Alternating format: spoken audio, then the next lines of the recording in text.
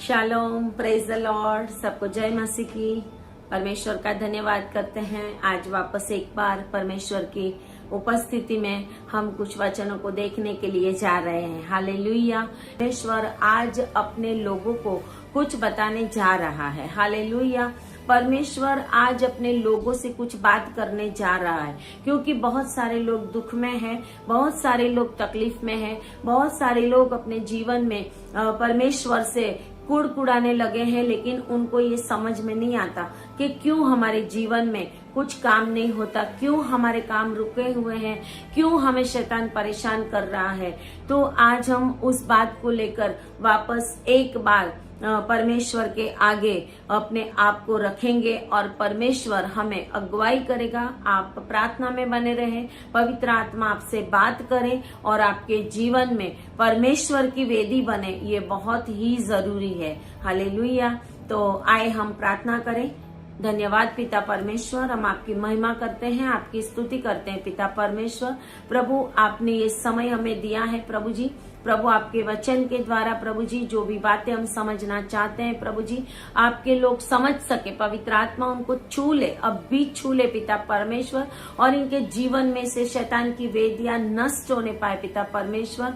और प्रभु जी वो आपको पसंद आए ऐसा अपना बलिदान कर सके पिता परमेश्वर, और अपनी वेदी जो आपको पसंद आए ऐसा कर सके, ऐसा होने दे प्रभु जी। हम प्रार्थना यीशु के नाम में करते हैं। आमीन, आमीन। और परमेश्वर के लोग कहेंगे आमीन। तो आए हम एक वचन के द्वारा इस बात को समझने के लिए जा रहे हैं। हालेलुया। तो हम निकालेंगे गिनती की पुस्तक और उसका 23 अध्याय, गिनती 23 और उसकी पहली आयत से लिखा हुआ है। तब बिलाम ने बालाक से कहा, यहाँ पर मेरे लिए 7 वेदियां बनवा और इसी स्थान पर 7 बछड़े और 7 मेढ़े तैयार कर। तब बालाक ने बिलाम के कहने के अनुसार किया, और बालाक और बिलाम ने मिलकर प्रत्येक वेदी पर एक बछड़ा और एक मेढ़ा चढ़ाया। हालेलुया।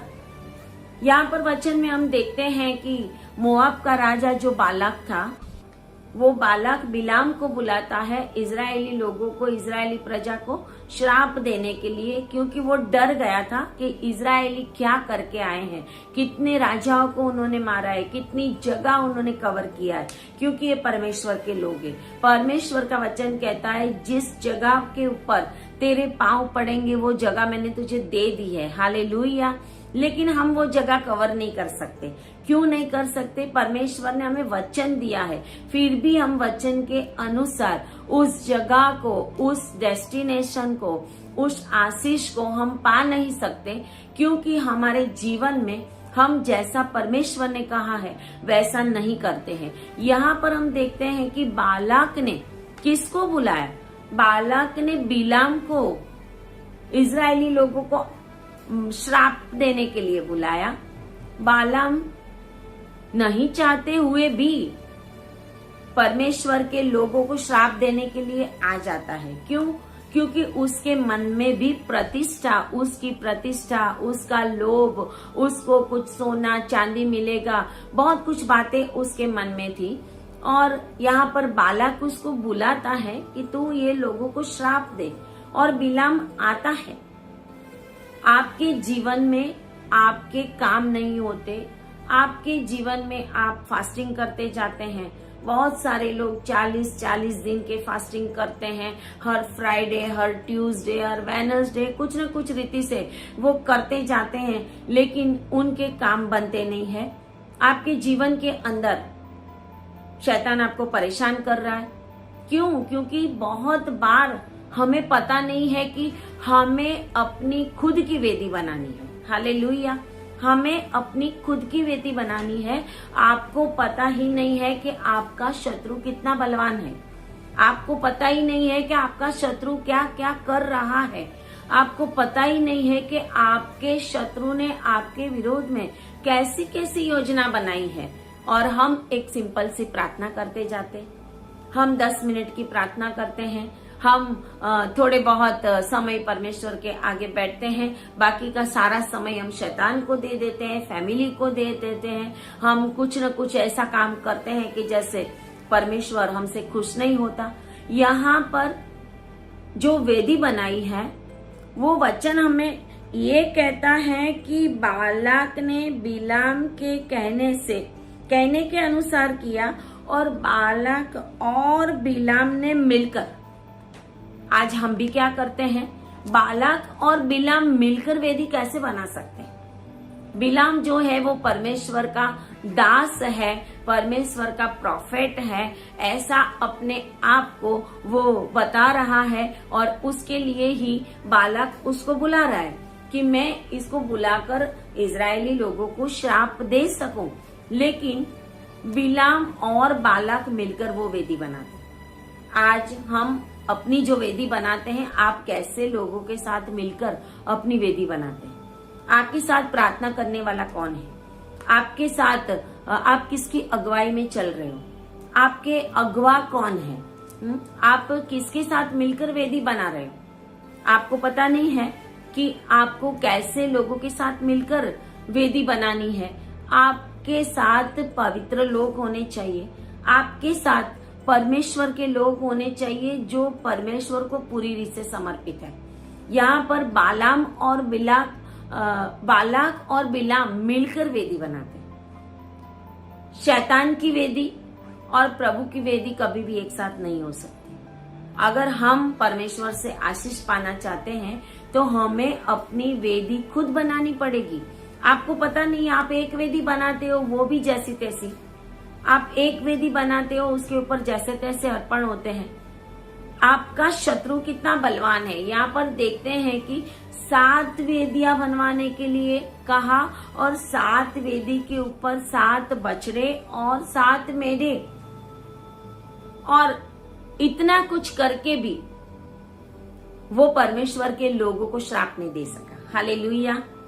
परमेश्वर के लोग परमेश्वर की ओर से आशीष पाए हुए अगर आप हैं, अगर आपकी वेदी सही रीति से बनी है, अगर आपकी वेदी शैतान के साथ मिली हुई नहीं है, आपके काम शैतान के साथ मिले हुए नहीं है, आप कोई ऐसी जैसी तैसी अशुद्ध जगहों पे जाकर आपने कुछ काम नहीं किया है, आपने ऐसे कुछ गलत लोगों को अपने घरों में नहीं बुलाया है, आपने कुछ ऐसी गलत जगहों के ऊपर नहीं गए हैं, आपका जीवन सही जीवन है, आपने अपने जीवन के अंदर परमेश्वर की आज्ञाओं का पालन किया है, तो आपकी वेदी सही वेदी है।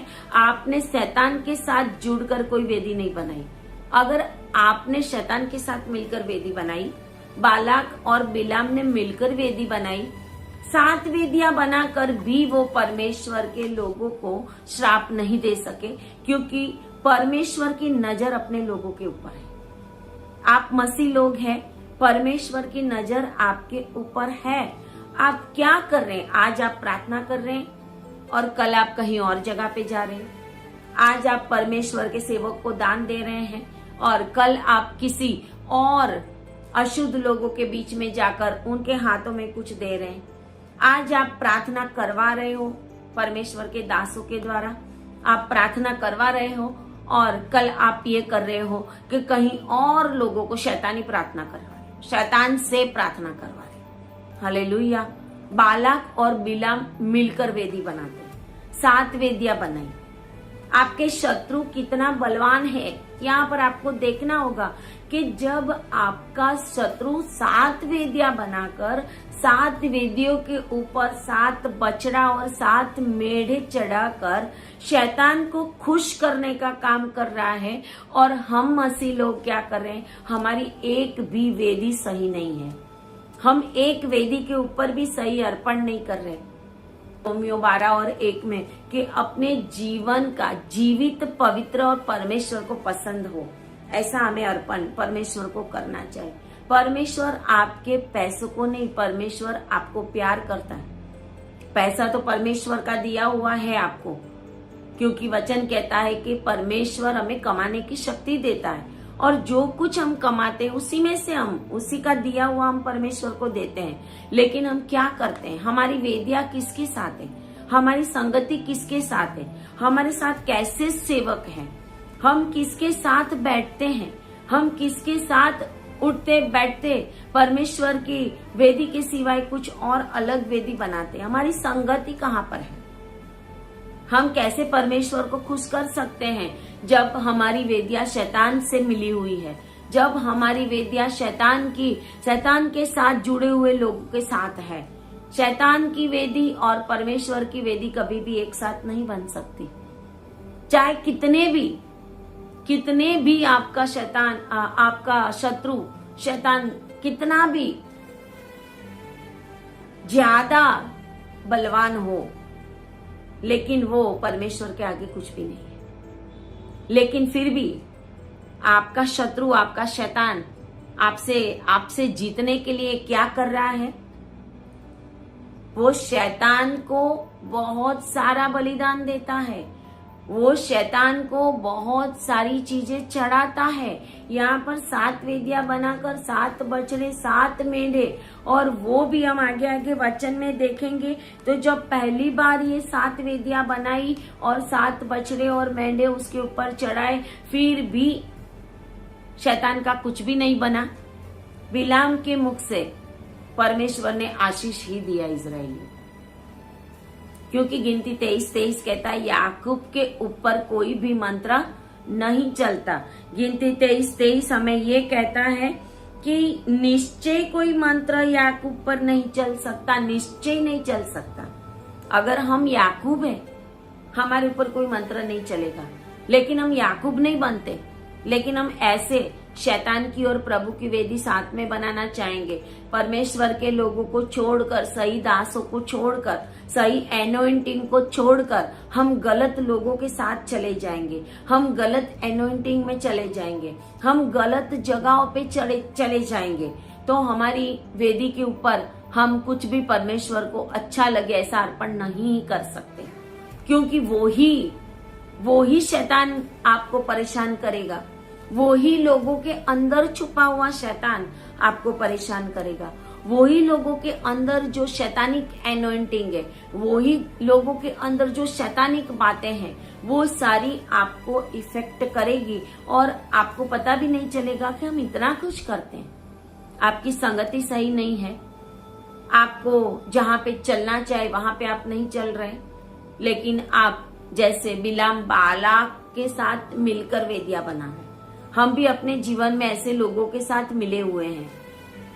हमारी वेदी अलग सी वेदी होनी चाहिए, हमारी वेदी सेपरेट होनी चाहिए। खुद का बलिदान, खुद की वेदी, खुद की प्रार्थना, खुद के फास्टिंग।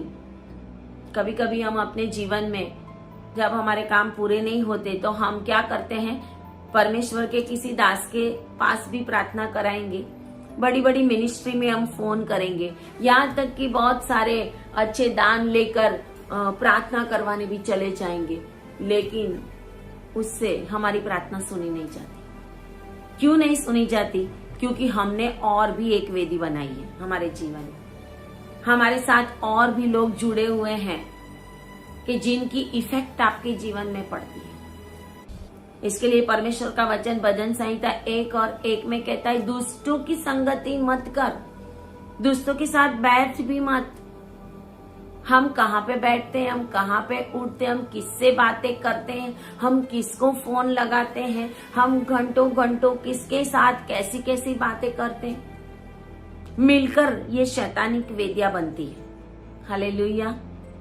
परमेश्वर के लोग एक अलग प्रजा है, परमेश्वर के लोग एक पसंद की हुई प्रजा है। आप मसीह लोग परमेश्वर के पसंद किए हुए लोग हो, लेकिन आपकी अलग वेदी नहीं है। आपकी वेदी बालाम और बालाक के साथ जैसे मिलकर बनाई ऐसी वेदी, और इसके लिए उन्होंने उस 7 वेदी के ऊपर 7 बछड़े और 7 मेंढे भी उसके ऊपर बलि किया, लेकिन उससे भी कुछ नहीं हुआ। इजरायली प्रजा को वो श्राप नहीं दे सके। पवित्र आत्मा उस जगह के ऊपर अपनी ही इच्छा पूरी करता है और अपने लोगों को आशीष ही देता है। और जब बालाक बिलाम को ऊंची जगह पे ले गया। 22 अध्याय और उसकी लास्ट आयत में लिखा हुआ है कि बालाक बिलाम को बाल के ऊंचे स्थान पर चढ़ा ले गया, और उस ऊंचे स्थान पर, स्थान किसका था? बाल का।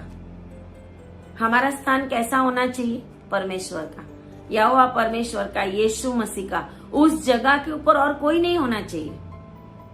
अकेला यीशु मसीह, अकेला यहोवा परमेश्वर होना चाहिए। लेकिन हमारे जो उच्च स्थान है वहां पे हम बहुत सारे लोगों के साथ मिले, बहुत सारे ऊंचे स्थान जो हमने बना दिए हैं, उसमें हमारे साथ बाल की वेदियां बनी हुई है।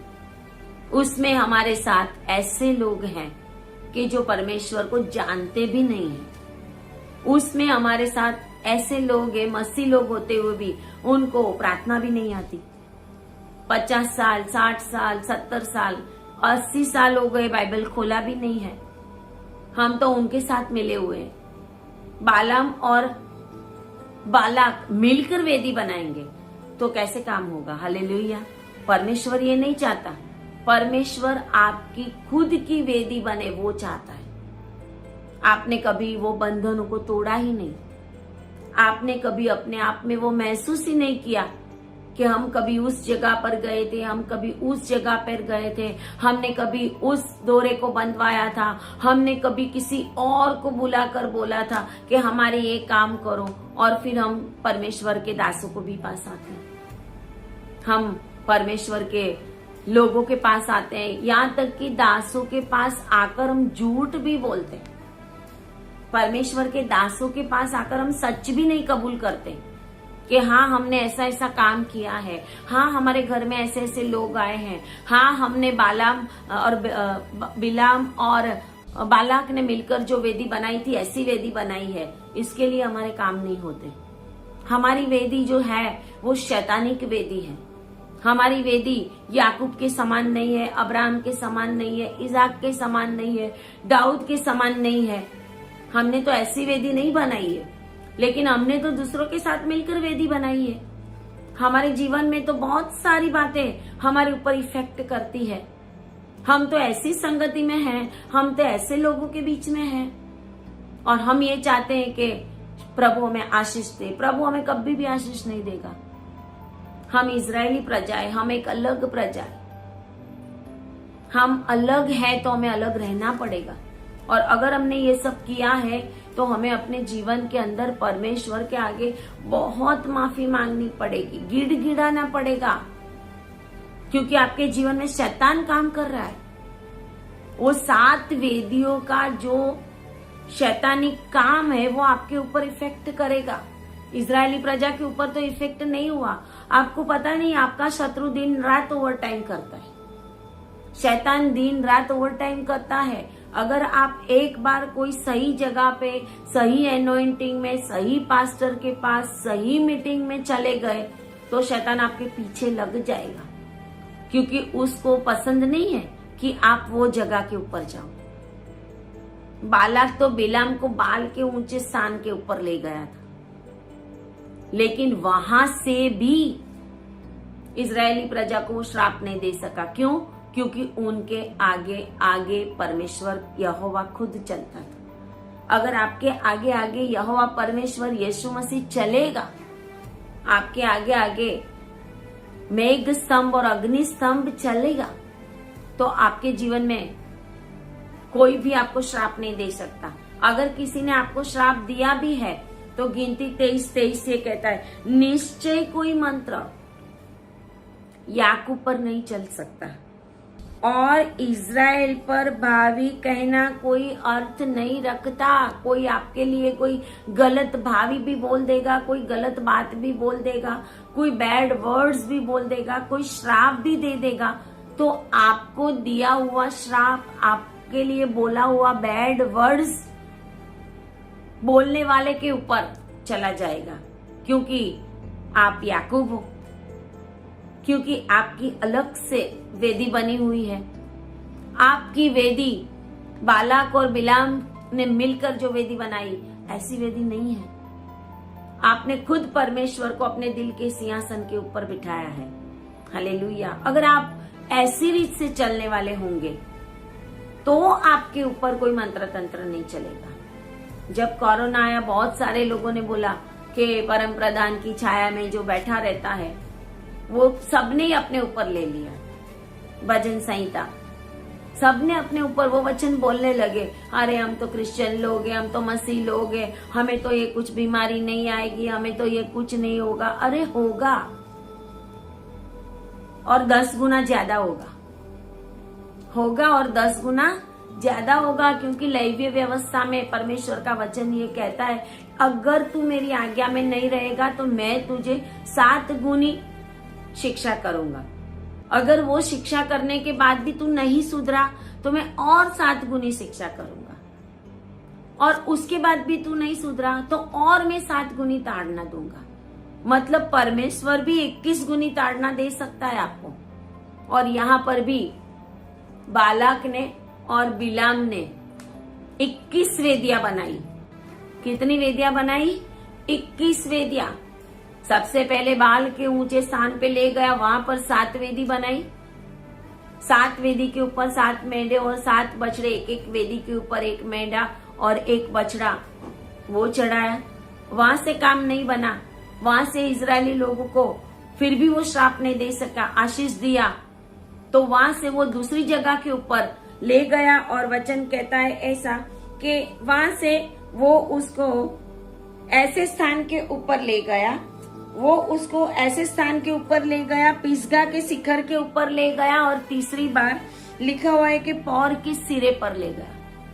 दूसरी बार पिसगा के शिखर के ऊपर ले गया, और वहां पर भी 7 वेदियां बनाई। वहां पर भी 7 वेदियों के ऊपर 7 बछड़े और 7 मेंढे चढ़ाए। फिर भी वो परमेश्वर के लोगों को श्राप नहीं दे सका। फिर भी पवित्र आत्मा ऐसा उतरा, परमेश्वर की वाणी ऐसी उतरी बिलाम के अंदर कि उसने इजरायली लोगों को आशीष दिया। और उसके बाद तीसरी जगह के ऊपर वो गया, वहां पर भी 7 वेदी बनाई, और वहां पर 7 बछड़े और 7। मतलब आपका शत्रु इतना बलवान है, आपका शत्रु आपके लिए बलिदान के ऊपर बलिदान देते जाता है, आपका शत्रु आपके ऊपर ऐसी विधियां चलाते जाता है, आपका शत्रु आपको श्राप के ऊपर श्राप देता जाता है। आपका शत्रु शैतान जो है वो आपको नीचे गिराने के लिए इतनी सारी वेदियां बनाता है कि वो आपको गिरा दे। लेकिन हम परमेश्वर के लिए एक वेदी नहीं बना सकते। हम परमेश्वर के लिए एक वेदी भी सही नहीं बना सकते।